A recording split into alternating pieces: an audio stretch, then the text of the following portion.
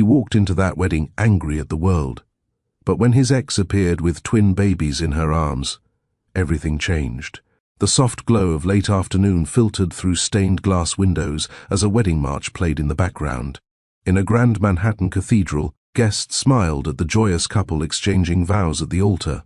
Yet, in one of the polished pews near the front, Billionaire Grayson, Holt sat with a hardened jaw, his mind far from the celebration. Surrounded by ornate arches and whispering attendees, he should have felt the warmth of love in the air. Instead, Grayson felt a knot of anger and bitterness tightening in his chest as he clapped dutifully for the newlyweds. Grayson was usually the picture of composure in public, especially at high society events. At 34, with steel-grey eyes and a confident posture, he had long mastered the art of hiding his emotions behind a suave smile. Today was different. He had arrived at his childhood friend's wedding in New York City already simmering with frustration. He told himself it was the traffic or the delayed flight from a business trip that put him in a foul mood. In truth, weddings had been hard for him ever since Samara Brooks, the only woman he had ever truly loved, left his life. Watching another couple promise eternal love stirred up feelings he'd buried deep. That should have been us someday, he thought grimly, clenching a champagne flute until his knuckles whitened. He tried to focus on the ceremony, but his mind wandered. Grayson's gaze drifted over the opulence of the cathedral, the high vaulted ceilings, the gilded decorations, and finally settled on the empty spot next to him. It was the seat his +1 was meant to fill, if he had one. For a moment, he imagined Samara there, her dark, graceful figure in a soft dress, her eyes shining as they used to whenever she witnessed something romantic. But that vision evaporated quickly, leaving him with an aching emptiness. "Stop it," he scolded himself. "Samara's gone, and it's your own fault." He swallowed hard, the champagne turning sour in his mouth, as regret mixed with resentment inside him. When the ceremony ended, Grayson rose to congratulate the bride and groom along with everyone else. He forced a smile for photos, even managing a charming toast at the reception that drew polite laughter. Outwardly, he was the charismatic billionaire friend, tall, handsome, impeccably dressed in a tailored suit. Inwardly, he was seething. The festivities only reminded him of what he had lost. Each clink of glasses and romantic dance tune pricked at his heart. He stationed himself at the open bar after dinner, nursing a whiskey on the rocks instead of mingling. If anyone noticed his brooding demeanor, they likely wrote it off as Grayson being his usual aloof self. As he stood there swirling ice in his glass, a friend approached with a sympathetic grin. "Cheer up, Gray," his buddy teased quietly. "You look like you're at a funeral, not a wedding." Grayson exhaled a short, humorless chuckle. "Just tired, that's all," he lied. The friend patted his shoulder. "I know these things can be tough sometimes." "Hang in there, man." Grayson nodded, turning away to hide the turmoil in his eyes. He stepped outside the reception hall for some air, onto a balcony overlooking the city. The sounds of New York, honking taxis, distant laughter, the hum of life, floated up into the evening sky. Normally the vibrant energy of the city soothed him, but tonight it only underscored his loneliness. He checked his phone absent-mindedly, scrolling through emails to distract himself. A notification from a financial news site popped up, congratulating Holt and Astor Holdings, his company, on a recent deal. Grayson usually felt a surge of pride at such news, but now it felt hollow. What good were accolades and wealth when he was going home to an empty penthouse? The DJ's music back inside shifted to a lively R&B number, prompting cheers from the guests. Grayson sighed and straightened his shoulders, preparing to return to his social duties. As he turned on his heel, he heard a sudden commotion by the ballroom entrance, a few gasps and excited murmurs from the crowd. Curiosity piqued. Grayson stepped through the French doors to see what was happening. At the threshold of the reception hall stood a woman cradling two identical infants, one in each arm. She had just arrived, and every head seemed to be turning toward her in surprise. Grayson's heart gave a violent lurch as recognition slammed into him. Samara. For a moment, he thought he was hallucinating. He blinked hard. It was indeed Samara Brooks, looking slightly older, but no less stunning. Her smooth brown skin glowed with a subtle makeup, and her natural curls were swept back by a pearl hair clip. She wore an elegant deep blue dress that accentuated her figure, but what drew everyone's attention were the twin babies in her arms. The little ones, no more than a year old, were adorably dressed in matching outfits. A tiny suit for the boy and a frilly dress for the girl, likely in honor of the occasion. Grayson's glass nearly slipped from his fingers. His mind raced. Samara is here? With babies? His breath caught as an even more shocking realization dawned. The twins had a striking resemblance to him. From where he stood, he could see the boy's eyes, clear grey, just like his own. And the girl's slightly upturned nose was a mirror of Grayson's baby photos. An observer might not catch it immediately, but to Grayson the features were unmistakable. These weren't just any babies. They were his children. Blood rushed in Grayson's ears, drowning out the music and chatter. A wave of emotions crashed over him, shock, confusion, a surge of joy quickly tempered by anger. Yes, anger flared again, white-hot and intense. Why didn't she tell me? He thought, feeling a growl rise in his throat.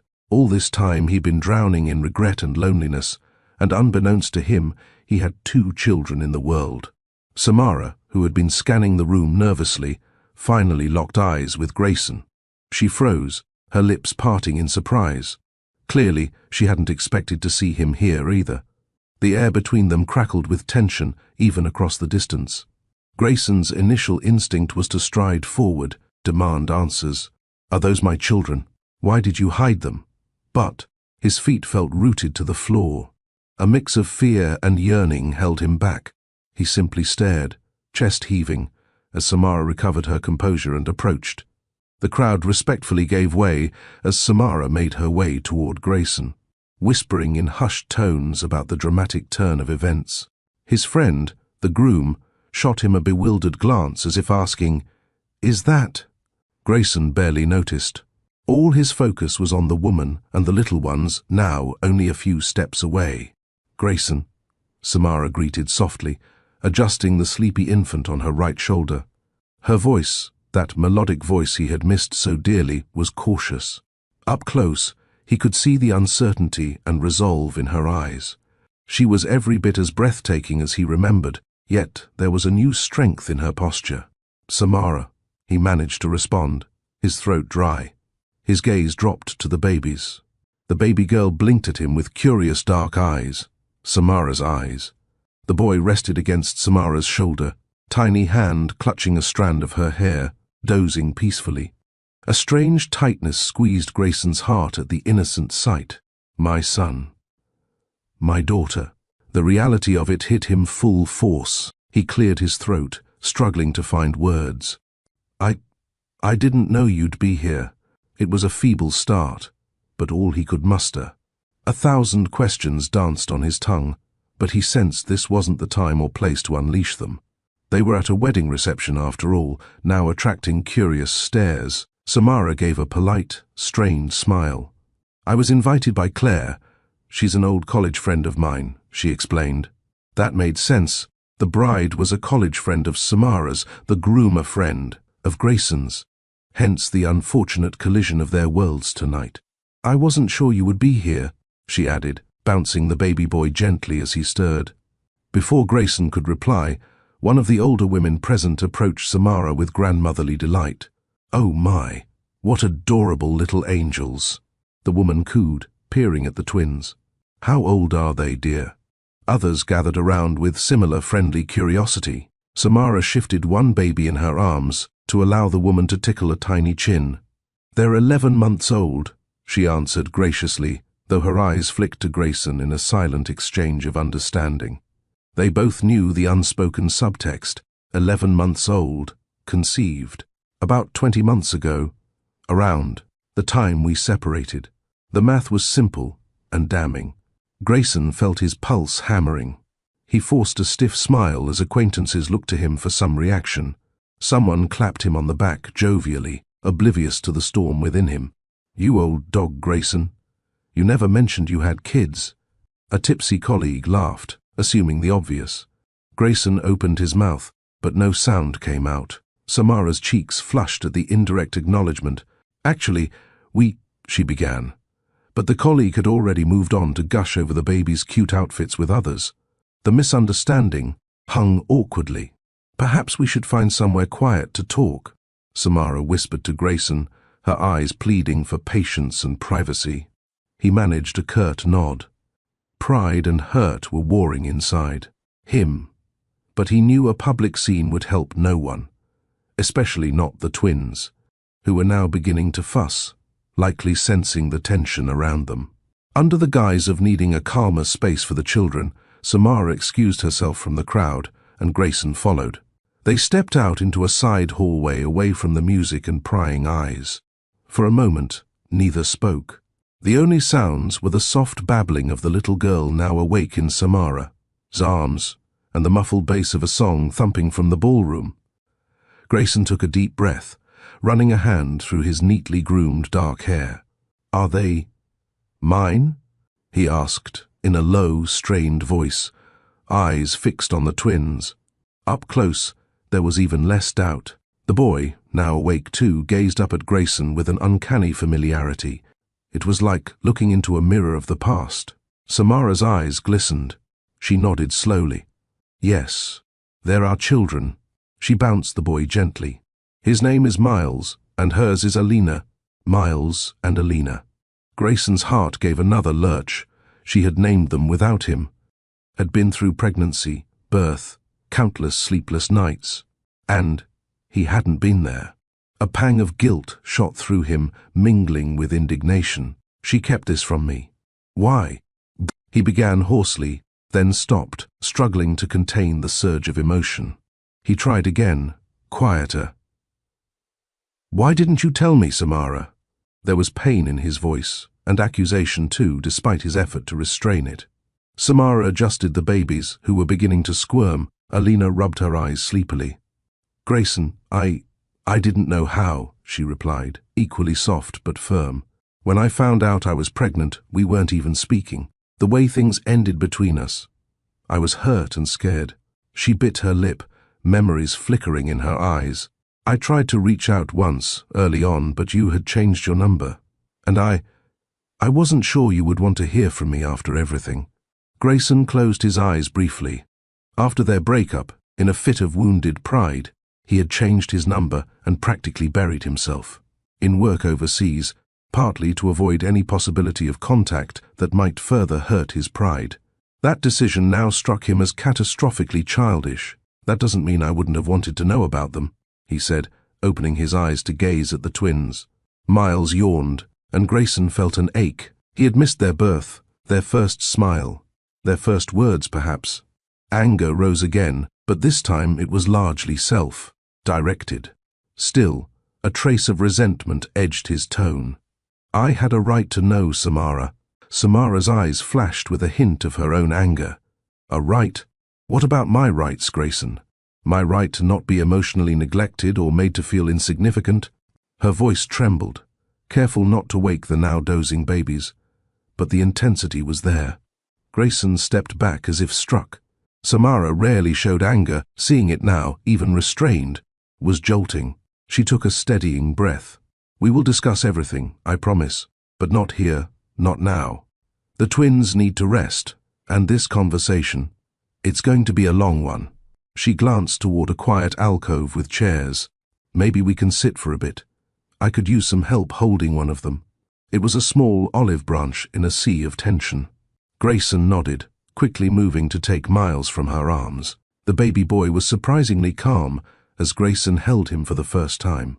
In fact, Miles settled against his father's chest with a tiny sigh, as if it were the most natural thing in the world. Grayson's breath hitched. The weight of his son in his arms, the soft warmth of that little body snuggling into him, it was overwhelming. He blinked back a sudden sting of tears and sat carefully in a chair. Samara sat across from him, rocking Alina. For a moment, they both just watched the children, an uneasy peace between them. Grayson gently brushed a fingertip over Miles's chubby hand. The baby grasped onto it instinctively. A flood of protectiveness and love swelled inside Grayson, a feeling he hadn't known. He was capable of, certainly not in the numb, angry haze he'd been living in. Samara observed him silently. In her eyes, Grayson saw a softening. Maybe she could sense his genuine awe and affection toward the twins. She sighed quietly. "I'm staying with my aunt in Harlem while I'm in town," she said. "I plan to leave early, though. This environment isn't ideal for the babies." Grayson looked up sharply. "You're leaving tonight?"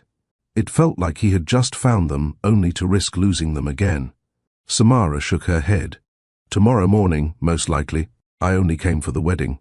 My life, our life, is in Philadelphia now." So she hadn't moved terribly far, he noted absently. The urge to keep them near clawed at him. It was clear their discussion was far from over. They exchanged phone numbers. This time, Grayson gave his personal line directly, and agreed to meet the next day in a calmer setting to talk properly. For now, they would each take the night to process the shock. As Samara stood to leave, Alina fussed and reached her tiny arms toward Grayson, as if not wanting to part. It was an incredibly innocent yet poignant gesture. Grayson's heart about burst. Samara gave a sad smile. "Looks like she's taken with you already." There was a mix of relief and sorrow in her expression, as if she was glad. The children could bond with their father, but pained by the circumstances. Grayson gently squeezed Alina's little hand and then handed Miles back to Samara, reluctantly letting go of the baby boy. "I'll see you tomorrow then," he said softly. He added, "And thank you for bringing them here, even if unintentionally." His eyes met hers earnestly. "I'm glad I got to meet my children, Samara." Samara nodded, eyes shining. "Me too." There was so much more to say, but not here. With that, she departed, carrying one baby and then the other. Grayson had helped place Alina back. In her embrace, he watched her silhouette retreat down the hall, the twins held close to her. The image seared into his mind, Samara walking away from him again, but this time with two little lives that tied them together no matter what. As Grayson returned to the reception to make polite excuses and farewells, his emotions were a maelstrom. He felt stunned, elated, betrayed, regretful, sometimes all at once. One thing was certain: the anger that had accompanied him to this wedding had found a new focus. It was no longer a vague resentment at the world or at himself. It was a burning need to confront the mistakes of the past and the woman who, in his view, had kept his children away from him. Little did he know, as the night drew on, that confronting those mistakes would mean facing his own deepest flaws. Grayson left the wedding early, his mind racing with questions and plans for the coming day. He barely remembered saying goodbye to his friends, or the car ride back to his penthouse in Midtown Manhattan. As the city lights flickered past, he loosened his tie and took a deep breath. Samara was back in his life, along with Miles and Alina, his children. It felt surreal, and tomorrow he would have to face Samara and talk about everything that had gone wrong between them. For the first time in a long time, Grayson felt something other than anger and emptiness. He felt nervous. In the silence of his car, he murmured to himself, "What am I going to say to her?" There was no simple answer, but one thought did surface clearly in his mind as he recalled the hurt on Samara's face. "I have to swallow my pride." It was pride that had poisoned their love once, and pride that had kept him from reaching out when maybe he still could have salvaged things. Back then, he never admitted he was wrong, behaving as if any concession would diminish him. He saw now how egoistically prideful he had been, acting superior and never owning up to his mistakes. That behavior had driven Samara away, and if he didn't change, it could cost him his second chance with her and the kids. Grayson's jaw tightened with resolve as the car sped through the neon-lit streets. No matter how humiliating it might be to confront his past actions, he would do it. He had to, because now there was more at stake than just his wounded ego. His family was at stake. Before we continue with Grayson and Samara's story, I want to take a moment to welcome all the new viewers here. If you're enjoying this story so far, do me a small favor. Tap that subscribe button and hit the notification bell so you don't miss what happens next. Now, I have a question for you. Do you think Grayson deserves a second chance? Or has he already burned that bridge with his pride and neglect? Drop your thoughts in the comments below. I read every single one. And if you've ever dealt with someone whose ego got in the way of love, type pride in the comments. Trust me, you're not alone. Alright, let's get back to the story, because what happens next? It's going to hit different. Grayson hardly slept that night. He paced through the empty rooms of his penthouse, the city skyline blinking beyond the floor-to-ceiling windows. In the silence, memories he had long suppressed began to resurface with startling clarity. It was as if seeing Samara had opened floodgates in his mind, forcing him to relive the love they once shared and how his pride had torn it all apart. They had met about 3 years ago at a charity gala in New York.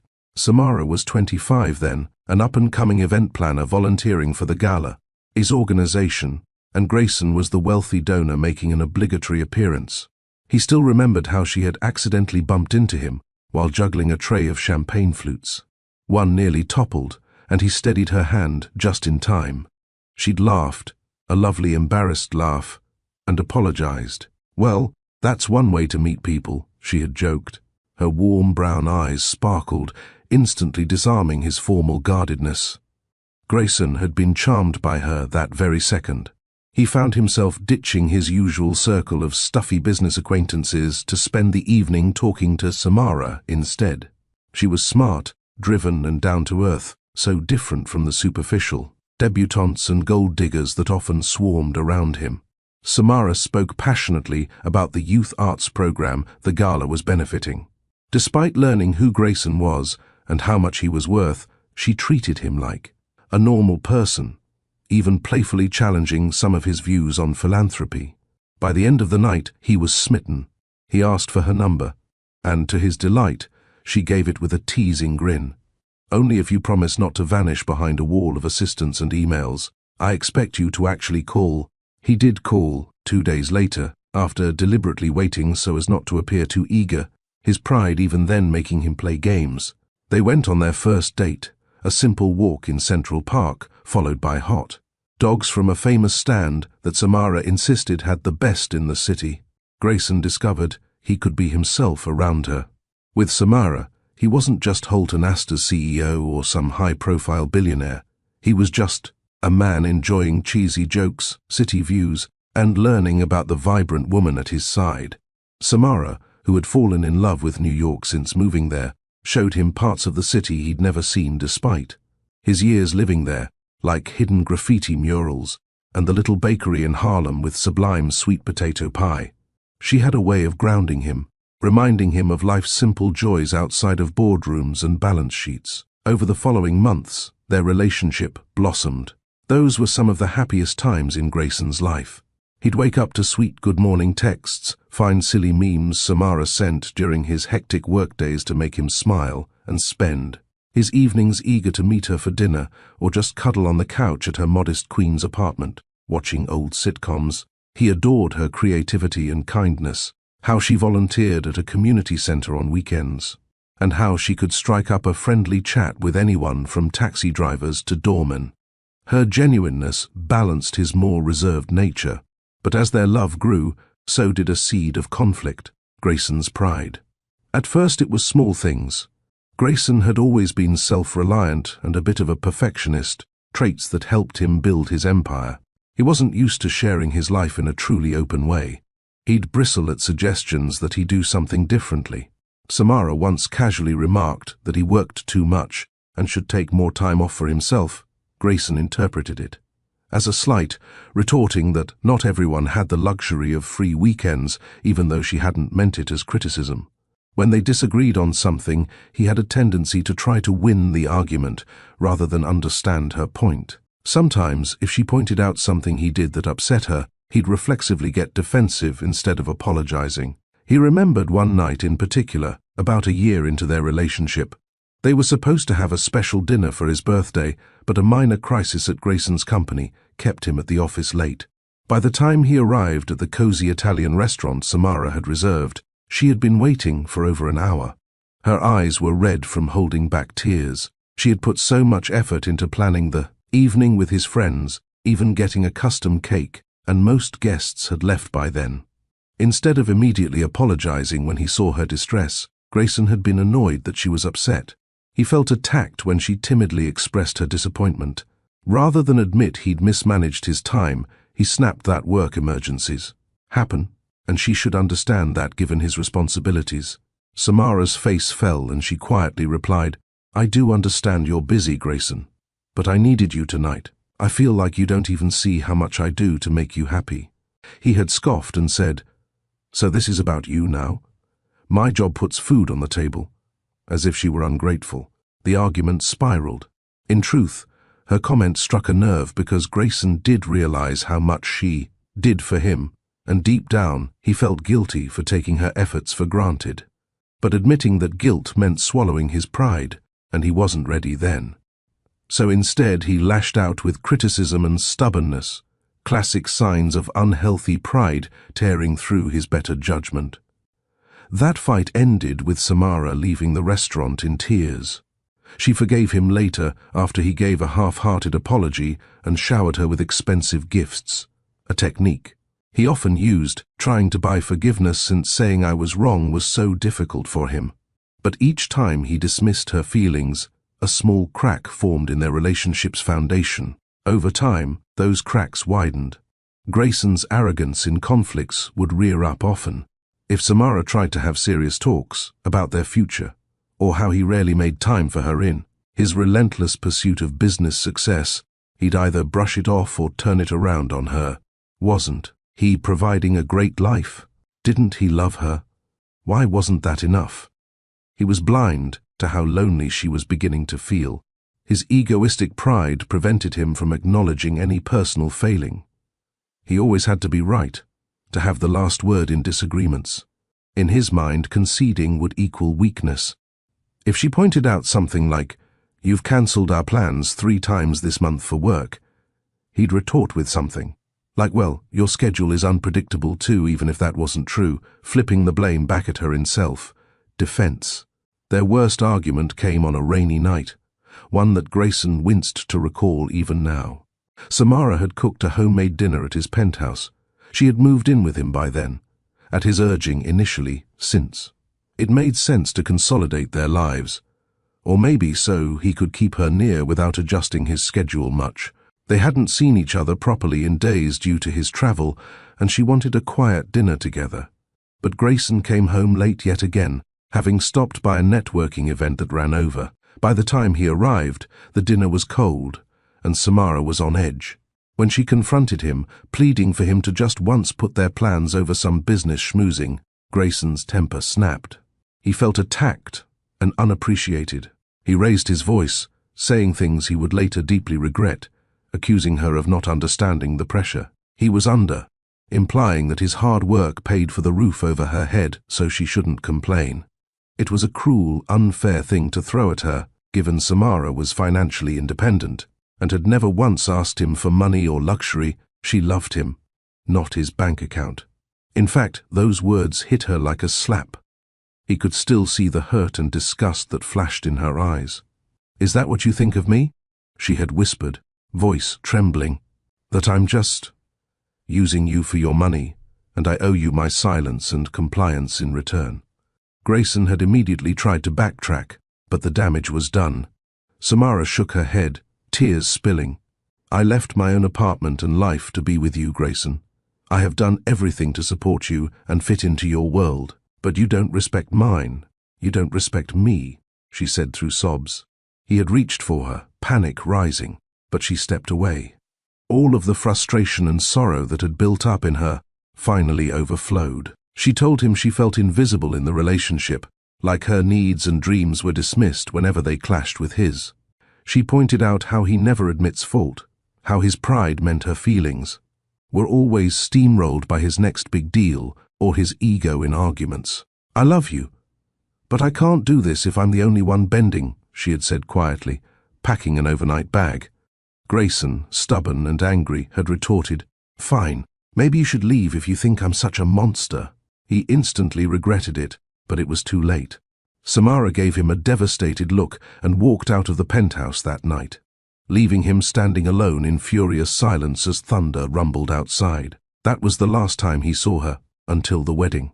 In the weeks after she left, Grayson's anger and wounded pride kept him from going after her. He half expected her to cool off and call him, but she didn't. Each day of silence chipped away at his bravado. He did miss her terribly. Some nights he reached for his phone, sober or sometimes a bit drunk, wanting to apologize. But his stubbornness was powerful. Instead of admitting he was wrong, he doubled down on work to distract himself. When he heard through a mutual acquaintance that Samara had quit her event, planning job and left New York, he was shocked and secretly crushed. To the outside world, he behaved as if it didn't faze him, perhaps even suggesting to a friend that it was a mutual breakup. But inside, he felt a gnawing guilt and regret. Now, piecing it all together, Grayson realized that his pride had silenced the love he truly felt for Samara. He had loved her deeply. Perhaps that's why he reacted so defensively whenever he felt she was unhappy with him. It threatened his image of being the perfect partner, and that stung his vanity. Ironically, if he had been less concerned with being right or maintaining control, and more concerned with listening and caring, their love could have thrived. Pride separates us from others. As he'd once read, it had certainly built a wall between him and the woman he cherished. Grayson saw it clearly now. He was the reason she left. His behavior had been as toxic to the relationship as acid on metal. When their relationship was tested by conflict, he let arrogance and ego prevail over empathy and humility. That realization settled heavily on Grayson's conscience, bringing with it a profound sense of shame. People who cling to ego and entitlement often blame their partners when things fall apart, but the truth was, he was to blame. Samara had given him chance after chance to meet her halfway, and he refused until she had nothing left to give. When she walked out that rainy night, it wasn't on a whim. It was because her heart had been slowly breaking for months from his neglect and prideful indifference. Grayson sank onto his living room sofa, rubbing his temple. How had he been so blind? Love cannot sustain itself without continual investment and protection, he remembered. Reading once, and he had failed to invest properly in the love they had. Instead, he had invested everything in his business and his ego. A lump formed in his throat as he pictured Samara pregnant and alone. While he was wallowing in self-pity and burying himself in work, she must have been dealing with the terrifying and miraculous journey of carrying their twins. She must have been emotionally wrecked from their breakup, yet she had to find strength for not just one but two babies on the way. And he hadn't been there. He hadn't even called. Grayson leaned forward, face in his hands. It was almost dawn now. He could see the first grey light creeping into the sky. In a couple of hours, he would meet Samara to talk. He vowed to himself right then, no more excuses, no more playing the victim. If he wanted any hope of earning Samara's trust or being a father to Miles and Alina, he needed to do what he should have done long ago, acknowledge his faults with true humility. It frightened him, what she might say, or whether she could ever forgive him, but he owed it to her, and to himself, to be completely honest and vulnerable. He recalled a quote he'd once heard: "Humility is the most effective antidote for egoistic pride." It stuck with him now. He steeled himself for the most important fight of his life, the fight to regain the love of his life and be a father to his children, not with anger or arrogance, but with humility, patience, and genuine remorse. It was time to choose love over pride, or he would lose everything that truly mattered. While Grayson had spent the night wrestling with his guilt and pride, Samara lay, awake in her aunt's guest bedroom in Harlem, with a twin bassinet next to the bed. The babies slept soundly, but Samara's mind churned with anxiety and memories. Seeing Grayson again had reopened old wounds she thought were scarred over. As she gently stroked Alina's little tuft of curls in the moonlight, tears slid silently down her cheeks. She needed to gather her strength for the conversation ahead, and that meant confronting the pain she had endured since leaving New York. After walking out on Grayson nearly 2 years ago, Samara had been an emotional wreck.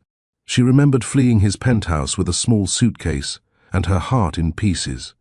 That first night, she slept on a friend's couch, crying until she had no tears left. She had given her all to that relationship, only to feel unseen and unheard. Grayson's dismissive, hurtful words echoed in her head. Insinuations. That she was ungrateful or that she didn't understand his world. In truth, she had tried so hard to do just that, to support him in every way. But it was like emotional starvation. He rarely offered comfort or validation when she was down, rarely listened without defensiveness when she voiced concerns. Gradually, she had felt herself wilting in Grayson's shadow, as if she didn't matter. The emotional neglect from her partner had left her feeling unloved and unimportant. No amount of luxury or fancy gifts he threw at her could fill the void of his absence in their day-to-day emotional life. Samara recalled the loneliness of that time, living in the stunning penthouse, wanting for no material thing, yet going to bed alone many nights because he was still at the office or on a business trip, eating dinners solo at their huge dining table with portions wrapped in foil for him that would end up in the fridge, untouched. She felt like a ghost in that home, haunting the spaces of his life, but never truly seen by him. Whenever she tried to bridge the gap, he brushed her off or argued until she surrendered.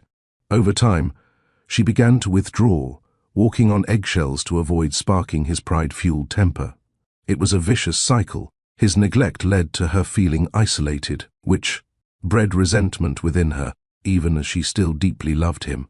And resentment only created more distance between them, a textbook negative cycle of emotional disconnection. Things truly changed when Samara discovered she was pregnant about a month after she left. It was utterly unexpected. She had been dealing with irregular cycles due to stress, so she didn't realize at first that she'd missed a period. By the time a wave of nausea and a positive test confirmed it, she was already nearly 2 months along. Samara had been living back in her small apartment in Philly. She had grown up there before moving to NYC for work. Faced with the news of her pregnancy, Samara felt a confusing mix of fear, sorrow, and a fierce protectiveness. On one hand, the idea of having Grayson's children brought back all the feelings she had tried to suppress. She still loved him deeply. On the other hand, the circumstances were far from ideal. She was single, heartbroken, and now responsible for not 1 but 2 lives. The first ultrasound revealed twins, to her shock. For days, she agonized over whether to tell Grayson. She drafted emails she never sent, dialed his old number only to remember it was changed. It wasn't impossible to reach him through his office, but direct contact had been severed.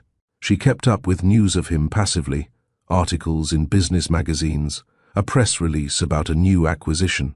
It seemed he was doing fine, maybe even thriving more without her distractions. In her darkest moments, Samara believed Grayson truly didn't want her, or any reminder of her, and that likely extended to a baby. She imagined him reacting with anger, or accusing her of trying to trap him if she came forward pregnant. Moreover, in those early weeks after their breakup, she was emotionally fragile. It took everything in her to get out of bed and face each day, begging Grayson to take her back. For the sake of the babies was a blow her pride and heart couldn't bear if he rejected them. Yes, she had pride too, healthy self-respect that had finally made her leave his neglect, and that same self-respect made her hesitant to throw herself at his feet with such sensitive news. He hadn't once tried to apologize or reach out after their split. Why would he want to be involved now? Still, she felt he deserved to know. She decided she would tell him, at least for the children's sake, even if she expected nothing. But when she mustered the courage to call his office, she was stonewalled by an assistant. It wasn't exactly the assistant's fault. Samara only said she was a personal acquaintance trying to reach Grayson. He had probably left instructions to block non-business calls or unknown numbers after he changed his contact info. She realized that short of showing up in New York to confront him, risking being turned away by security, there was no easy way to do this. And traveling became harder as the weeks went on and her belly grew. Eventually, Samara concluded that she would do it alone. If Grayson didn't want her in his life, she wouldn't force the issue of the babies either. It hurt terribly, but she steeled herself. She had family, she had savings, and she had a strong spirit. She could raise these children on her own, and give them all the love they needed. Sometimes the strength of motherhood is greater than natural laws, she remembered reading once. She clung to that idea, determined to be strong for her twins, to be both mother and father if she had to. And so, motherhood became Samara's anchor. Through the heartbreak, through the physical strains of pregnancy, she discovered an inner well of resilience. She moved back permanently to Philadelphia to be near her mother and aunt, who were delighted to support her. She continued freelance event planning when she could, but scaled back as the pregnancy advanced. There were days she felt overwhelmed and terrified. 2 babies. How could she manage? But then she'd picture 2 little faces and find the resolve to keep going. Still, emotional neglect leaves deep scars. In quiet moments, Samara would feel the pang of why. Why had Grayson not valued her enough to fight for her? Why did he let his pride ruin something beautiful? Those unanswered questions sometimes haunted her as much as the prospect of single parenthood. She worried about her children growing up without a father. Samara's own father had passed when she was young, and she knew the ache of that absence. She had always dreamed her kids would have the loving 2-parent home she missed out on. Letting go of that dream was a grieving process of its own. The twins were born on a crisp autumn morning, both healthy despite arriving a couple weeks early. Miles came first, wailing strong, and Alina followed minutes later, smaller but equally loud. The first time Samara held them, one nestled in each arm, she felt her heart expand in ways she couldn't describe. It was as if every piece of bitterness momentarily melted away, replaced by pure love and promise. In that hospital room, she made a vow. She would never allow her children to feel unloved or neglected. If it meant burning herself out to meet their needs, so be it. She would pour into them all the affection and attention she had longed for from Grayson. But those early months were tough. There were midnight feedings with 2 hungry newborns, sometimes both crying at once while Samara, bleary-eyed, sang lullabies and walked endless loops around her small apartment. There were doctor visits and bills, and moments she had to choose which baby's need was more urgent. Every so often, exhaustion would bring her to tears after she finally got the twins to sleep. In those vulnerable moments, she felt the stab of anger at Grayson anew. How dare he leave me to do this alone? Even though leaving was ultimately her choice, it was his behavior that drove her to it. I'm doing the work of 2 parents, she would whisper to herself as she rocked a feverish baby at 3 a.m., trying to stay awake. He gets to sleep in a penthouse while I'm up cleaning bottles and changing diapers. It didn't seem fair. Her family helped as much as they could, especially her aunt, but they had their own jobs and limits. Samara had to sacrifice a lot. Her career ambitions were on hold, her social life non-existent. She sometimes envied how Grayson likely continued his life uninterrupted, climbing even higher on his success ladder. He might not even think of me at all, she lamented during her lowest points. Yet, despite the hardship, Samara found purpose in caring for her twins. Every smile or giggle from Miles and Alina felt like a reward for her perseverance. They became her whole world. She delighted in their first babbling sounds, their first crawls. She took hundreds of photos to document everything, sharing them with her mom and aunt. On the twins' first Christmas, she dressed them in adorable matching outfits and sent a picture to a close mutual friend of hers and Grayson's in New York, hinting gently that if Grayson ever asked about her, the friend could mention the photo. In truth, she was torn between wanting him to know, because the children deserved to know their father someday, and fearing the fallout of that knowledge. Would he try to take them, dismiss them? As months passed, raising 2 infants demanded all her attention. There wasn't much time to dwell on loneliness, though it crept in when nights were quiet. Sometimes, after reading a parenting blog or seeing a father playing with his child in the park, she'd feel an ache. Would Grayson have been a good father? She wondered. He had never struck her as the nurturing type, but perhaps children would soften him. Alas, it was an academic question when he didn't even know of their existence. One evening, after a particularly exhausting day, the twins had both been ill with colds, and fussy beyond measure. Samara finally got them to sleep and collapsed on her bed. She scrolled through her phone and ended up on Grayson's public Facebook profile, something she hadn't checked in over a year. He rarely used it, but there were a few recent posts, a photo at a tech conference, a charity foundation launch, and one that caught her eye from a few weeks back, Grayson at a hospital ribbon cutting, holding a newborn. In his arms, a patient's sibling, apparently, with a caption about funding the pediatric wing. The way he smiled at that stranger's baby, gently and genuinely, made Samara's chest tighten. It was the smile he could have been wearing with his own children. It filled her with conflicted feelings, hope that perhaps he had a caring side, after all, and bitterness that he wasn't using it where it mattered most. Now fate had forced her hand by bringing them face to face at the wedding. Samara believed in signs, and this felt like one. She knew seeing Grayson would likely dredge up a lot, as it already had, but perhaps this was the only way forward. She couldn't hide the twins from their father forever, nor did she truly want to. Despite everything, she didn't hate Grayson. A part of her would always love him, or at least the man he had been during their good times. And more importantly, she wanted Miles and Alina to know their dad if possible, to have that chance she didn't have growing up. But she had to protect them, and herself. If Grayson were to be in their lives, it would be on her terms. He would have to prove. He could be a positive influence, that he wouldn't hurt them or abandon them. She would not tolerate any emotional harm coming to her children. In the dim, early morning hours, Samara gently rose to fetch a tissue, careful not to wake the twins. She stood by the window, looking out at the twinkling lights of the city that never sleeps. This was her hometown, yet so much had changed since she last lived here. She had changed. Motherhood had made her fiercer, more confident in some ways, because she was responsible for 2 lives. What once might have intimidated her, like a confrontation with her billionaire ex, was now put into perspective by bigger priorities. As she gazed at Miles and Alina sleeping peacefully, Samara felt a surge of determination. Motherhood was her strength, not a weakness.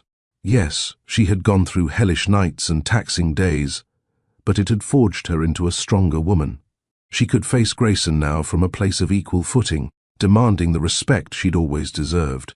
She was no longer the young woman begging for his time and validation. She was the mother of his children, a woman who had survived heartbreak and raised babies on her own. She knew her worth. However, she also acknowledged the tender wound that still existed in her heart. Seeing him had reminded her how much she had loved, and in many ways still loved, the man. Love doesn't vanish just because you will it to.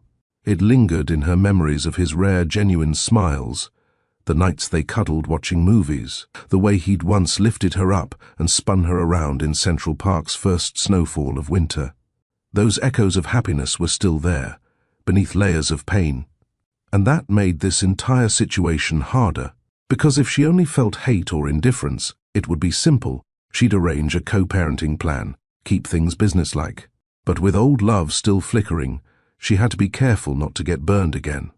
Samara sniffled and straightened her shoulders. Morning was approaching, and with it, the meeting with Grayson. She knew one thing: any chance of a future where Grayson is involved must start with accountability. He would need to show true remorse for how he treated her, and genuine commitment to making amends. Words alone wouldn't cut it. She'd need to see action. Second chances must be earned through genuine accountability and time, she reminded herself, recalling a piece of advice she once read. She wouldn't just hand over trust blindly again. Looking at her sleeping son and daughter, Samara silently promised them, "Mommy will make sure that if Daddy is in your life, it will be for the better, not worse." She also promised herself that she would listen, truly listen to what Grayson had to say. If there was a chance he had changed or was willing to change, she would consider opening the door a crack, for the sake of giving her children a family if nothing else. But if he showed even a hint of that old dismissive pride, or if he tried to hurt her, again emotionally, she was prepared to shut that door and do this alone indefinitely. By the time the first rays of sun peeked over the skyline, Samara had resolved what she would say to Grayson. She even rehearsed some of it in her head, though she knew real conversations never go exactly as planned. She would tell him how his neglect and pride affected her, calmly and firmly. So he understood the consequences of his actions on a human level. Perhaps he had never truly realized it. She would tell him what life was like for her raising the twins without him. Maybe not in a guilt-trippy way, but honestly, he needed to know the full picture if he was to step up now. A gentle coo from the bassinet signaled Alina was waking. Samara went to scoop her daughter up before she disturbed Miles. Alina's big brown eyes blinked open, and then a sweet smile spread on her face at the sight of her mummy. Samara's heart melted. Every morning that smile felt like sunshine. "Good morning, my love," she whispered, cradling the baby. She changed Alina's diaper and prepared a bottle, doing the same for Miles when he woke a few minutes later. As she fed them, one in each arm expertly, Samara hummed a soft tune. These quiet moments with her babies gave her courage. Motherhood had tested her in the toughest ways, and she had passed every test so far. "Whatever happens today, I can handle it," she reassured herself. She kissed each twin on the forehead, drawing strength from their innocence. By 9 a.m., her aunt was up, and she briefed her on the plan. Samara would meet Grayson at a nearby park cafe so they could talk, while the babies stayed with their great-aunt for a couple of hours. Her aunt, a wise and supportive woman in her 60s, gave her a hug. "I'm proud of you," she said. "No matter what he says or does, remember you are a terrific mother and a strong woman. You don't need him to validate that." Samara nodded, blinking away grateful tears. Having family believe in her meant everything. Dressing professionally but comfortably, Samara chose a soft white blouse and olive green pants, pairing them with flats she could easily walk in. She wanted to look put together, to exude confidence and self-respect. Before leaving, she spent some time kissing and hugging the twins, whispering to them that she'd be back soon. As she stepped out onto the busy Harlem street to catch a taxi, Samara inhaled the crisp fall air. Her heart pounded with nerves, but she lifted her chin. It was time to face Grayson Holt and the ghosts of their past, armed with the truth of her experience and the strength she'd gained. If love was to have any chance at reblooming from the ashes, or even just a cordial, co-parenting partnership, it would have to be built on honesty and genuine change. In her mind, she repeated a silent mantra, equal parts reminder and prayer. Don't let pride win this time. Let love, or at least understanding, prevail. Grayson arrived at the small park cafe first, having deliberately gotten there early. It was a mild morning with a hint of last night's chill still in the air. The cafe sat at the edge of Marcus Garvey Park, offering a semi-private, outdoor seating area where they could talk without feeling too enclosed. He'd chosen the spot hoping the open air and neutral ground might ease the tension. He was nervous, more nervous than he'd been for any board meeting or deal negotiation in his life. His hands actually shook a little as he adjusted the collar of his navy sweater. To steady himself, he ordered 2 coffees, figuring Samara might want one. He remembered how she liked hers. A touch of hazelnut creamer, no sugar. As he fixed up 1 cup with the creamer he'd snagged from the self-serve station, he caught himself and chuckled under his breath. After all this time, the little details remained imprinted on him. While waiting, Grayson replayed the apologies he had practiced on the way over. He knew he needed to say so much.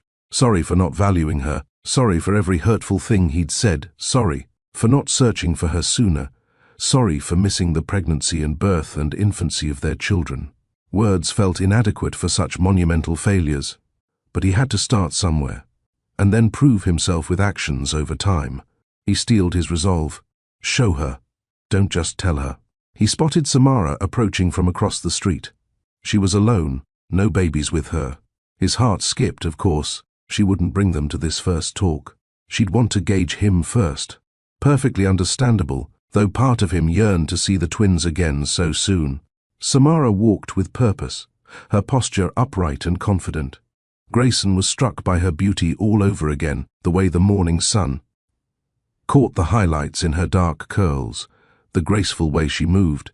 As she neared, he could see the apprehension and determination in her face.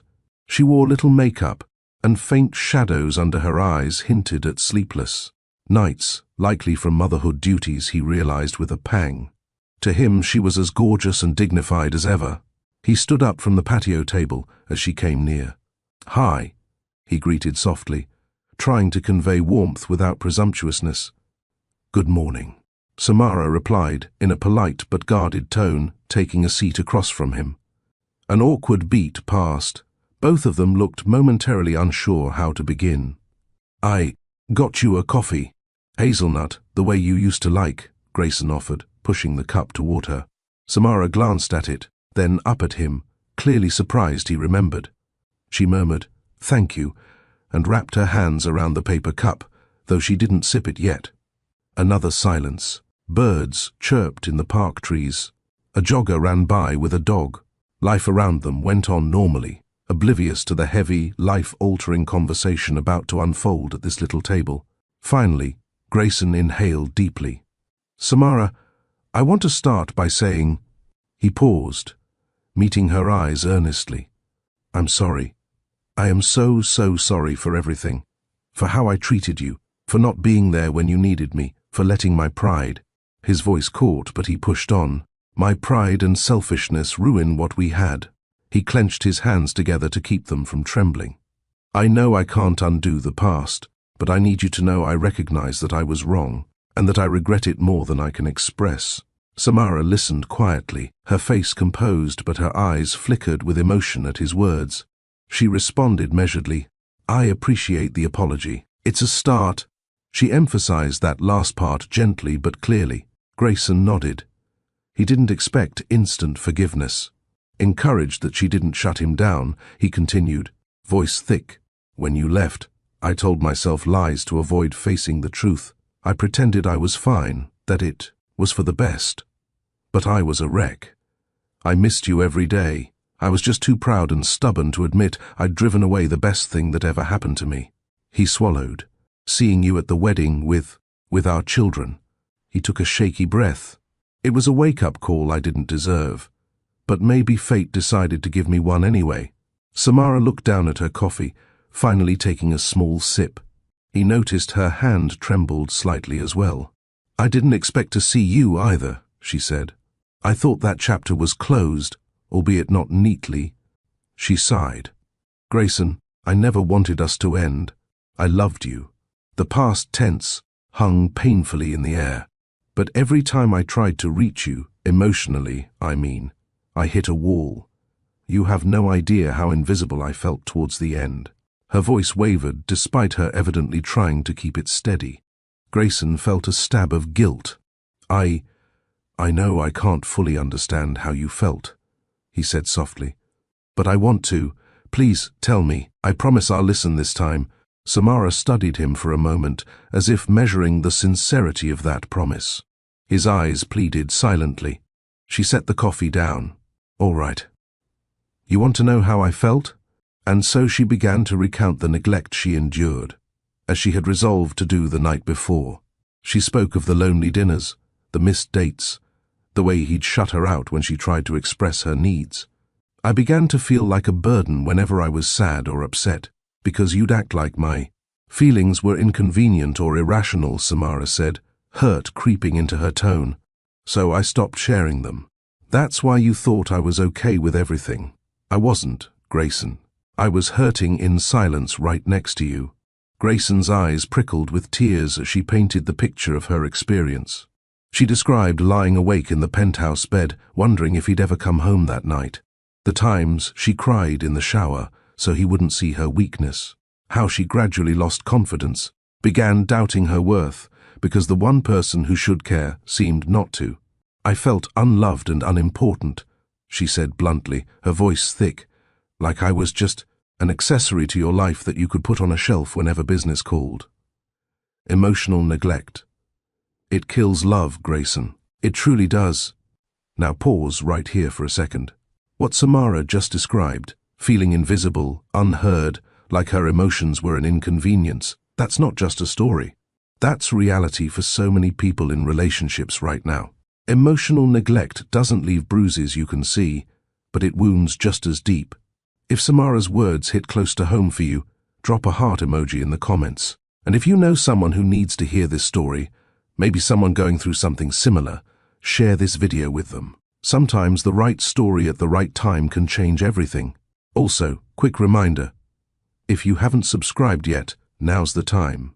We're about to find out if Grayson can truly change, or if his apologies are just words.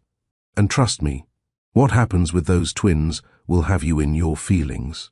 Let's continue. He couldn't stop a tear from escaping then. It streaked down his cheek as he whispered, "I did that to you. I am so sorry, Samara." His hands were pressed together as if in prayer. "I had no idea how badly I was hurting you. I was so caught up in myself." Samara nodded, accepting his admission. She too had tears in her eyes now. Gently, she continued, "And it wasn't just about me, it's about our children too. When I found out I was pregnant, I was terrified.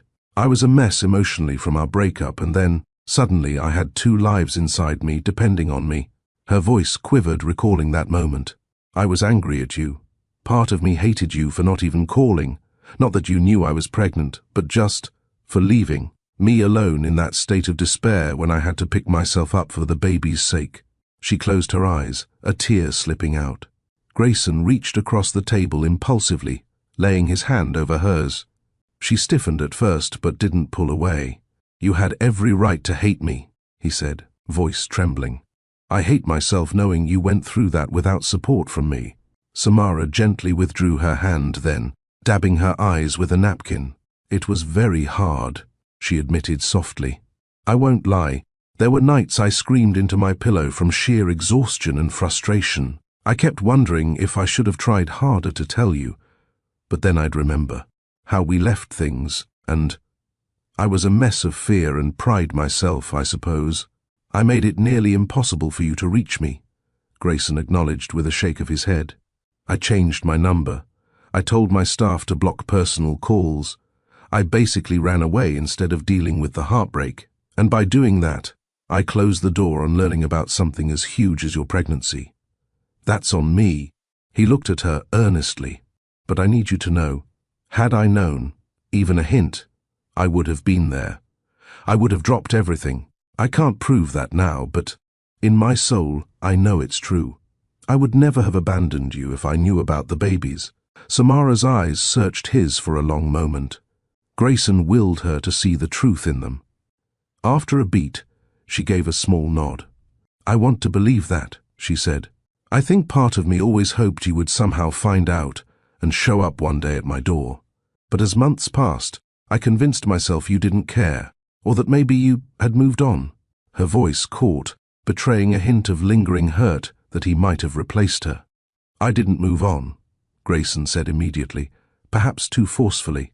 He grimaced. "I dated a little. Well, more like went on a few meaningless dinners to appease my friends who were worried about me, but I couldn't connect with anyone. I compared them all to you, and nobody measured up." He ran a hand through his hair, which was something he did when confessing uncomfortable truths.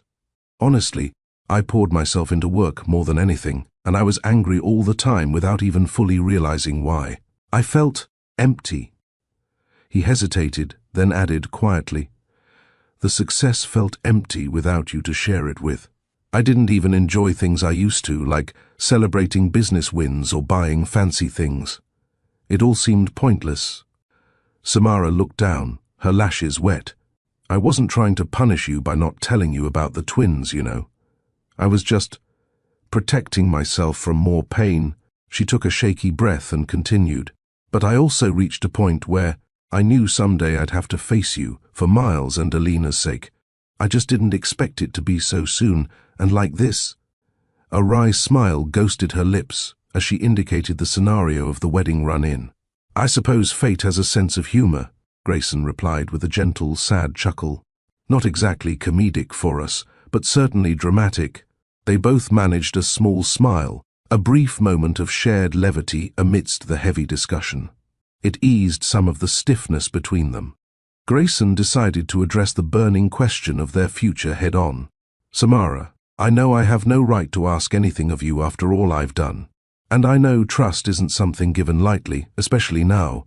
He straightened up, mustering all the earnestness in his heart. "But I would like to be part of Miles's and Alina's lives. They're my children too, and I love them. more than I thought possible just from that short meeting. His voice grew passionate. I want to support you in raising them, in whatever way you're comfortable with. Financially, of course, that's a given. But more than that, I want to be present. I want to know them, see them grow, help take care of them, be a dad. Samara studied him, and he could see this was perhaps what she was most anxious about. I won't deny that hearing you say that is a relief, she said slowly. I want them to have a father. I do. Then her tone turned firm. But I will not allow them to be hurt, Grayson. If you make promises to be there, you must keep them. They're babies now, but soon they'll be toddlers. Who will know if Daddy said he'd come and didn't, or if Daddy doesn't show up some weekends? I can't have them experience that kind of disappointment. Not if I can prevent it. Grayson nodded vigorously. Absolutely. I swear to you, I will be reliable. I know my old work habits were terrible, but since you left... He sighed. Honestly, I slowed down a bit. Not for healthy reasons, I was just depressed. But it did show me that the world doesn't end if I work a little less. I've actually hired more executives to delegate things. I have a much more flexible schedule now than 2 years ago.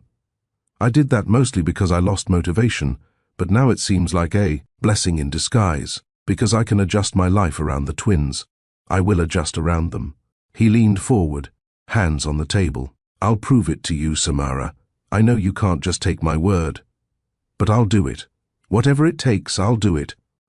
Samara watched him, and he could see her struggling, wanting to believe, but years of betrayal making her wary.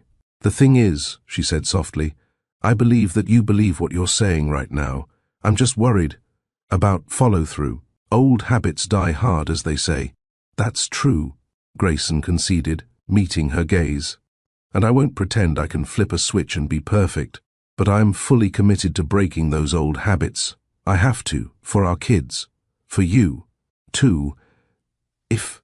He trailed off, then decided to be bold but gentle. If there's ever a chance for us again in the future. Samara's eyes widened a fraction. She hadn't expected him to broach the possibility of them. Her cheeks flushed slightly. One step at a time, she replied cautiously. Right now, let's focus on being good co-parents. That's big enough. Of course, Grayson quickly said. He didn't want to scare her off by pushing too far. Internally, though, his heart fluttered at the idea that she hadn't outright ruled out reconciliation. She'd just shelved it. That was more than he could hope for at this point. They then started discussing practical matters. Samara, prepared as always, had even looked up a few things about custody and TO parenting arrangements. Although they both agreed to keep lawyers out of it as long as they could work amicably. Grayson insisted on providing financial support immediately, which Samara accepted for the twins' sake, though he noticed she seemed a bit uncomfortable, as if it pricked her pride. He reassured, "This isn't pity or anything. It's my responsibility and I want to do it." She nodded, appreciating the sentiment. They decided Grayson would come by Samara's aunt's house that afternoon to spend time with the twins properly. Samara set some boundaries. She would introduce him to them gradually, as Daddy, and see how the babies reacted, and they'd go from there. Grayson was eager, but agreed to all her stipulations without complaint. As they talked through these details, a sense of teamwork tentatively formed. It felt strange, yet comforting for both of them to be planning things together. Again, even if it was about parenting schedules and baby formulas. There were even a few chuckles when Grayson admitted he had zero experience. Changing diapers, and Samara mock-seriously promised to drill him on it. Yet underlying the logistics was an emotional current that both felt. Samara could see how earnestly Grayson was trying. There was a softness and humility in him she hadn't seen in a long time. He listened without interrupting or defending. When she expressed any concern, he acknowledged it and asked how to ease it. This was a different man than the one she left. Or perhaps the man he could have been had his pride not dominated him. It made her cautiously hopeful. Still, her guard wasn't fully down. At one point, she said quietly, "You know, it can't go back to what it was before. Between us. Even aside from the kids. We're different people now. I've grown tougher. You..." She smiled faintly. "You seem gentler." Grayson tilted his head, considering that. Gentler, he repeated. I think losing you broke something in me. Broke that hard shell I had. It hurt like hell, but maybe it made me a better person in a way. More human. I'm certainly more aware of how much I need other people. How much I need love in my life, not just achievements. He sighed, gazing over at the park's trees where a few leaves were turning golden. All the success means nothing without someone to share it with. Last night, after you left the wedding, I sat in my penthouse and felt like the richest failure on earth. He looked back at her. I don't want to be that man anymore. I want to be someone my children, and you, can be proud of, not disappointed in. Samara absorbed his words. They resonated with the transformation she needed to see. If he truly had redefined what success meant to him, putting family before business, then maybe, just maybe, they had a shot at rebuilding trust. She thought of a quote she'd come across once. A man should never neglect his family for business. Even Walt Disney, one of the greatest innovators, had said that. It rang true in her heart, and it seemed Grayson was finally understanding that principle. I hope that's true, she said, because these past couple years taught me a similar thing. I used to equate success with my career or having this picture-perfect relationship. Now, success is seeing Miles and Alina happy and healthy each day. It's having peace of mind and love at home. Everything else is secondary. She reached out and gently touched his hand, a small but significant gesture. If we're to move forward, whether as co-parents or possibly more someday, we have to always remember what's most important: family, love, and respecting one another. Pride and ego have no place in the equation anymore. Grayson turned his hand to hold hers fully, a cautious smile on his face. No place at all, he agreed. Never again will I let my ego come before my loved ones. I've learned that lesson the hardest way. He squeezed her hand. Believe me, the most important thing in the world is family and love, and I won't lose mine again if I can help it. Samara felt a warmth at his words, recognizing the quote and the earnestness with which he spoke it. Perhaps he truly had changed, or at least was on the path. It would take time to see if his actions aligned with his promises. But for the first time in a long while, she felt a spark of hope. The morning light had fully matured as they wrapped up their talk. The coffee cups were empty, their initial nerves largely dispelled. They stood to leave together, and this time, when Grayson walked beside her, it felt oddly normal, as if a missing puzzle piece was clicking into place. Not the same shape as before, but fitting nonetheless. As they neared the curb to hail a taxi uptown, Grayson hesitated.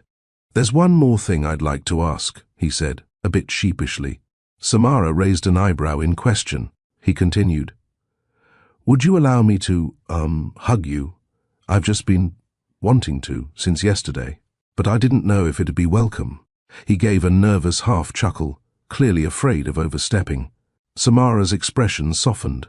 Without replying in words, she stepped forward and wrapped her arms around Grayson. He exhaled deeply, embracing her in return. The hug was gentle and tentative at first, but then it became tight and sincere. Both of them holding on as if to say, we survived, we're still here. Samara could feel the strong thud of his heart against her cheek. It was racing almost as fast as hers. In that embrace, more was communicated than in an hour of talking. She felt his remorse and longing. He felt her lingering hurt and cautious affection. It wasn't a romantic reunion per se, but it was deeply intimate in its own way, the first physical contact since their breakup, now laden with 2 years of pain and growth, regrets and new resolve. Both of them had tears in their eyes when they finally pulled apart. Thank you, he murmured, brushing a tear off her cheek with his thumb. An old, familiar gesture that made her close her eyes briefly. She nodded, smiling softly. A taxi pulled up then, and they got in together to head to her aunt's home. On the ride, they spoke lightly about how the twins might react. Samara warned that Miles was wary of new people, while Alina was the more outgoing. Grayson listened like a student preparing for an exam, mentally cataloguing every detail, what foods they liked, their nap schedules, their favorite toys. When they arrived, Samara's aunt greeted them warmly at the door, having been briefed by Samara earlier. She welcomed Grayson, with perhaps a hint of protective sternness in her eyes, but overall kindness. Then came the moment Grayson had been dreaming of since yesterday, seeing Miles and Alina again. They were on a playmat in the living room, and as soon as Samara cheerfully announced, "Look who's here, babies!" Mommy's friend Grayson came to visit, Alina recognized him at once and gave a big, toothy smile.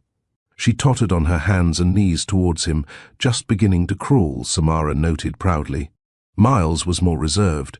He looked at Grayson curiously, holding on to a plush elephant, but didn't move from his spot next to his great-aunt. Grayson felt a lump in his throat at the sight of them. He lowered himself slowly to the floor, not wanting to appear imposing. Alina reached him first, patting his knee and babbling something. "Hi there, sweet girl," he said softly, his voice trembling with emotion. "Remember me from last night?" He gently scooped her up, and to his delight she let him, giggling as he lifted her. He held her securely, marveling at how light and small she was, and how she looked at him with such trusting innocence. Miles watched this, and when he saw his twin being held by this stranger, who he half remembered too, he crawled a few paces forward as if not wanting to be left out. Samara chuckled. "I think Miles wants a turn but is too shy to ask." Grayson placed Alina in the crook of one arm and opened his other towards Miles invitingly. "It's okay, buddy, come here," he said gently. To everyone's mild surprise, Miles did crawl into Grayson's arm, drawn by either curiosity or some instinct. Grayson gathered him up, and now he held both his children, one in each arm for the first time. It was overwhelming. The twins looked at him with bright, expectant eyes. Alina grabbed at the collar of his shirt, and Miles reached up to touch his chin, where a bit of stubble was. Grayson laughed, a pure, joyful sound he hadn't made in a very long time. "Careful, I haven't shaved, little man," he said to Miles, who was scratching at his chin in fascination. Miles gurgled something. That sounded approving. Samara and her aunt exchanged smiles. The sight was undeniably heartwarming. Samara found herself momentarily breathless, seeing Grayson hold their babies, smiling ear to ear, eyes shining. It was a vision she'd yearned for, but never thought she'd witness. Emotions swelled in her chest, a mix of happiness and an achy regret that he had missed so much already. But mostly happiness, because it was clear how much he cared, even in these first moments. As Grayson sat on the floor playing with the twins, Alina plopped in his lap, clapping while Miles babbled at him, holding the plush elephant out to show him. Samara stepped aside to her aunt. Her aunt patted her shoulder and whispered, "He looks genuine, dear." Samara nodded, tears of relief in her eyes. "Yeah, I think he is." They spent the whole afternoon together, an informal first family gathering. Grayson was like a man making up for lost time. He changed both babies' diapers under Samara's guidance, only fumbling a little, which had everyone laughing, and made funny airplane noises while feeding them their lunch of mashed veggies. The babies warmed up to him astonishingly fast. Perhaps they sensed his affection. When Miles reached his chubby arms up and said "Dada" clearly for the first time, he had babbled "da-da-da" before, but this time it was directed at Grayson. Everyone froze. Miles looked as surprised as anyone that he'd uttered a word with meaning. Grayson's eyes welled up instantly.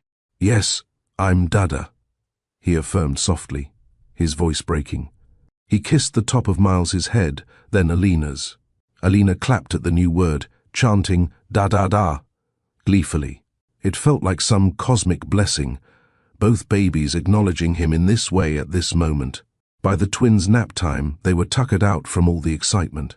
Samara gently led Grayson to the kitchen, while her aunt put the babies down for a nap in their room. They stood there, close but not touching, speaking in hushed tones. "That was incredible," Grayson said, smiling in disbelief. "I can't believe Miles said Dada." He looked like he might float through the ceiling from joy. Samara's eyes shone. "I can't either. They've been mostly saying vowels and random syllables." "I guess you inspired him." They shared a tender smile. "Thank you, Samara," Grayson said suddenly, seriousness returning, "for giving me this chance, for raising these amazing little humans so well. I'm in awe of you. Truly." She felt a flutter in her stomach at his earnest admiration. It hasn't been easy, she replied honestly. But moments like this make it worth it. Grayson hesitated, then gently took her hand. I mean it, everything I said. I'm going to do my best every day to be worthy of this second chance, to be worthy of you all. I know I have to earn it, and I will. Samara squeezed his hand. I believe you, Grayson, she said, the words soft but full of meaning. It was the first time she explicitly acknowledged trust in him, even a tentative trust. His eyes brimmed again, and he leaned forward slightly, almost by instinct. She realized for a brief moment he thought about kissing her, and truthfully, her heart skipped at the idea. But he caught himself, not wanting to rush or presume. Instead, he lifted her hand to his lips and pressed a gentle kiss to it. It was old-fashioned and sweet, and it sent a warm thrill through her. They parted with the understanding that this was just the beginning. There would be many practical details to work out, and likely some hurdles as they navigated this new dynamic. But for the first time in a long time, both Grayson and Samara felt something that had been absent from their lives: hope. Grayson returned to his penthouse that evening, a changed man. He walked into the sleek, modern living room that once felt like a lonely cavern, and immediately began making it feel more like a home suitable for children. He dug out an old Afghan his grandmother had made and draped it over the cold leather sofa, just to add a touch of warmth. He went online and ordered cribs, baby-proofing kits, toys, everything he could think of. Samara had given him a list of basics he'd need at his place if the twins were to visit. As he added item after item to the cart, he realized he was, for the first time, nesting. The thought made him chuckle at himself, but also filled him with pride, the good kind, and excitement. In the midst of this flurry, he paused to send an email to his executive team. At work, informing them he'd be taking paternity leave effective immediately. It startled a few of them, given no one even knew he had kids. But he didn't care about the gossip that might ensue. For once, his priorities were crystal clear. Family first, business second.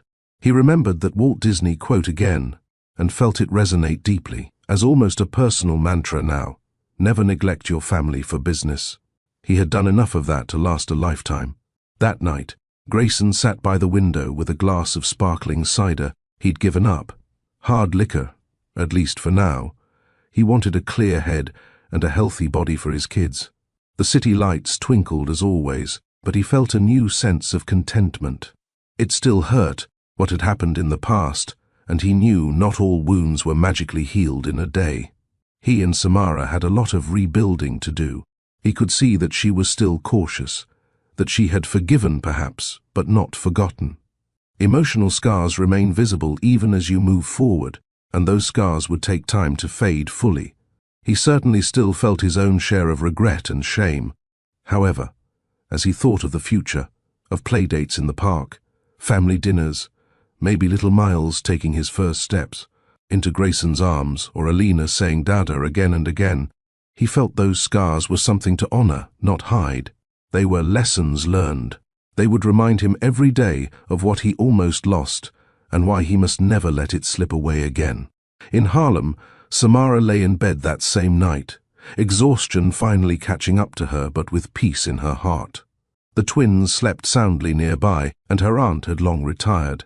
Samara scrolled through her phone and stopped at a photo she snapped earlier. Grayson on the floor with the babies in his lap, all three looking at each other with absolute delight.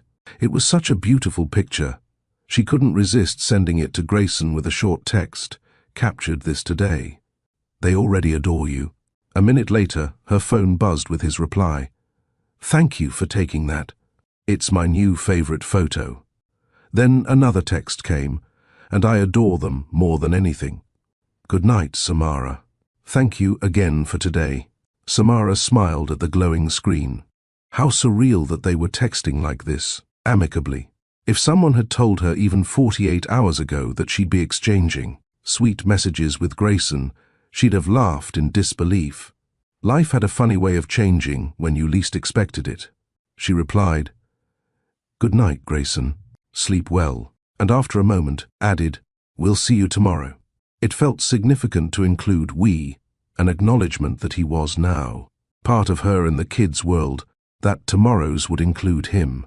Before drifting off, Samara reflected on how far she and Grayson had come.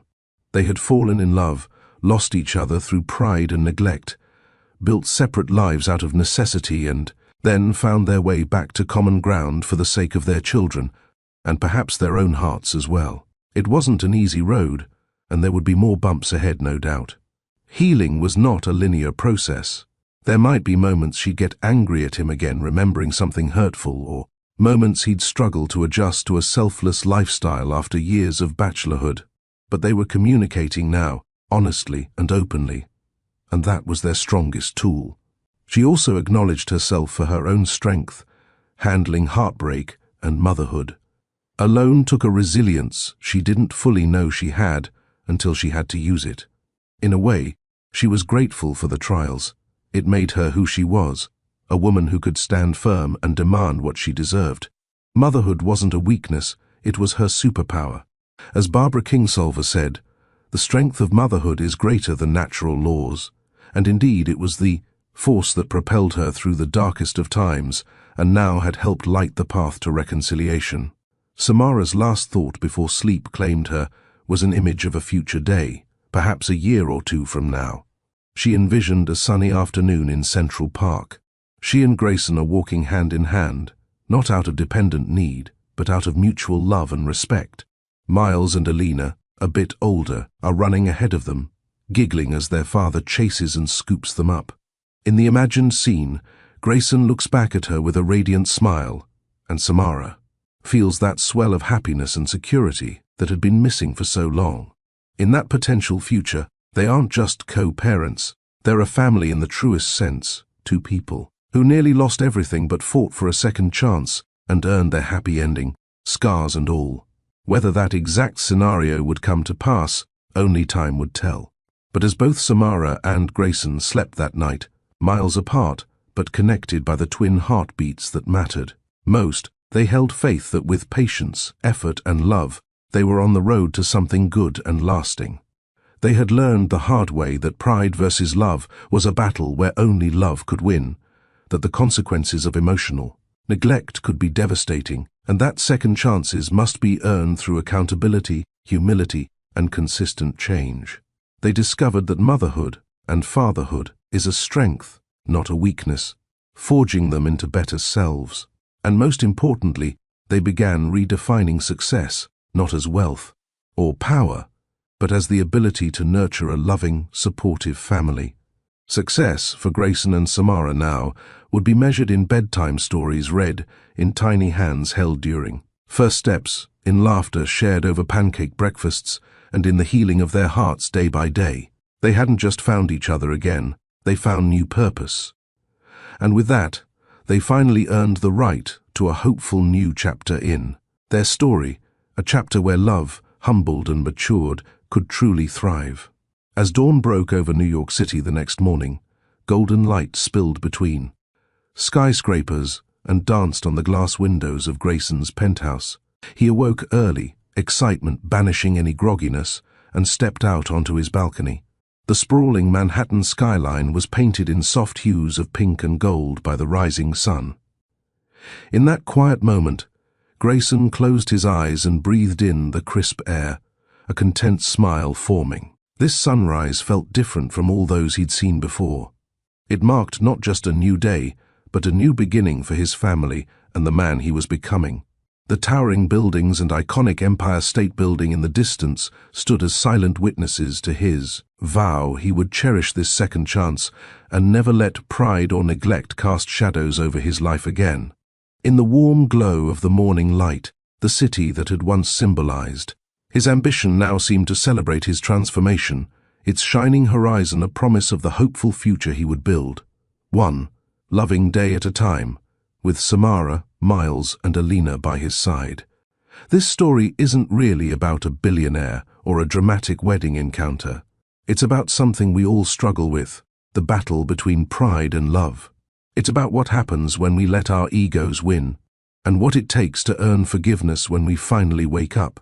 So let me ask you this. What do you think is more important in a relationship, being right or being together? Drop your answer in the comments. I genuinely want to know what you think. And here's one more question. Do you believe Grayson has truly changed? Or do you think old habits will creep back in? Let me know below. If this story touched you, moved you, or made you think about your own relationships differently, please hit that like button. It really helps the channel and lets me know you want more stories like this one. Subscribe if you haven't already, and turn on notifications so you're the first to know when the next story drops. Thank you so much for watching until the very end. It means more than you know. Take care of yourselves and take care of each other. Until next time.